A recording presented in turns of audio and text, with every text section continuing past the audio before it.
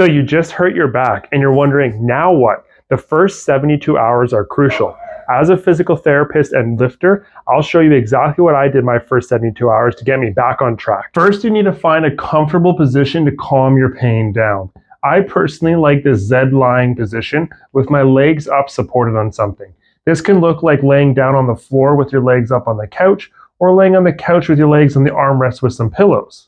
Another great position is lying prone or on your stomach with pillows underneath your hips, or you can even hug a pillow at your chest to support your elbows. Another common position some people like is being in the child's pose. As long as you don't feel a stretch, this is a great option as well. Once you find your comfortable position, use this for recovery. When you have high bouts of pain, go into your position for up to 5 to 20 minutes as needed throughout the day to help bring your pain back down to a normal level. The number one golden rule is do not stretch. Do not stretch your tight back muscles or your tight hamstring muscles the first several days because they're tight and guarding for a reason. If you start stretching them and trying to be really aggressive because you feel the tightness, it's going to come back with vengeance. Do not stretch aggressively. Using heat pads is also a really important thing to help manage pain. I often find heat better than ice, but it's up to person preference. However, the best case scenario is contrast. So using heat for 10 minutes, ice for 10 minutes, and then letting it kind of cool back to a normal temperature.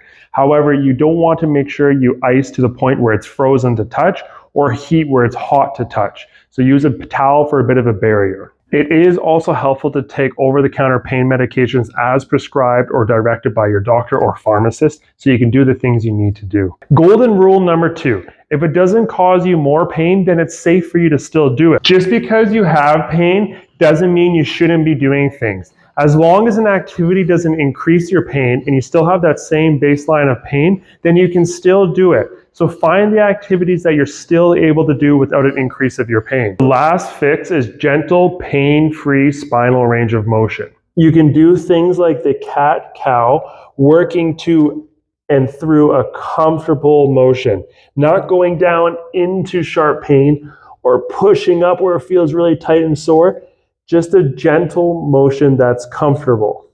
Another great one is just the half-turn thoracic rotation, still using this 4-point position, using your elbow as a gauge, going through the comfortable motion. The prone press up or the prone cobra is another good one to get back some of that spinal extension. The most important thing with this exercise is that your arms are doing all of the work and your back and glutes are not doing any of the lifting at all. It's meant to be very passive on your low back.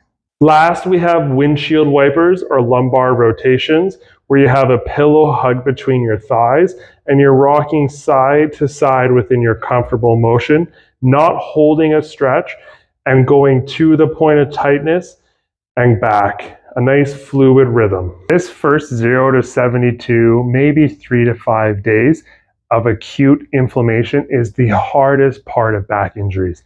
It is incredibly painful, it is very scary, and it is debilitating. You are not alone. The most important thing is to follow these rules and steps and work within your comfort and do not allow your body to go into disability. By feeding into the disability, you can become worse. These steps will help you survive that first 72 hours. My next video, I'm going to break down what to do between weeks 1 to 2 so you can get prepared for your next phase of recovery.